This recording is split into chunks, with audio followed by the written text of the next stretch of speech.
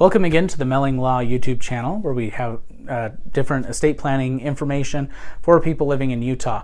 Today we are continuing our series on estate planning fails. These are things that people do. A lot of times they're doing their own estate planning, or they heard something on the radio, or they read something on the internet, or had someone who's not a professional give them some advice, and they do it and it doesn't have the intended consequence or the intended effect, or doesn't address the problem that it's meant to address.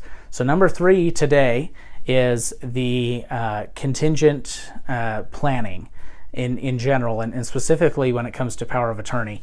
So this happens quite often where we have, whether it's a power of attorney or a will or trust or anything else, we appoint somebody to receive property or someone to be in charge, and whether that's a particular property going to a particular person, or the general, percentage of the general estate going to a particular person, or you want someone to have some kind of role, whether they're managing the estate or serving as a power of attorney agent, whatever that may be. Too often, though, these plans are a snapshot of the present. So especially in a do-it-yourself situation, on our website we have do-it-yourself options for a power of attorney document. And if you just put your spouse on there as your agent, that's fine. Well, what happens if something happens to your spouse? And even more so, what happens if something happens to you? You no longer can make those decisions for yourself. Your spouse is serving as your agent on the power of attorney, but your spouse passes away and you're too far gone to sign a new document.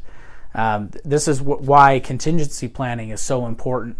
So in an estate plan, whether you're doing a do-it-yourself option or whether you're getting help from a professional, make sure that your plan addresses contingencies, that you have 2 or 3 backup agents on your power of attorney, that you have 2 or 3 backup personal representatives, and even your beneficiaries. If you want to make sure that certain people receive certain things of your estate, make sure that there's a contingent beneficiaries for each of those gifts, or have an estate plan done properly where we're not even worried as much because there are so many levels of contingency being built in anyway.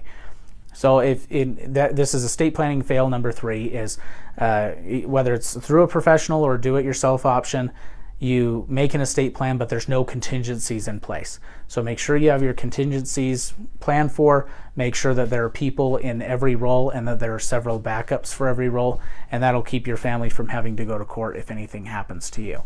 Thanks for watching. If you have any questions, feel free to give us a call or contact us on our website.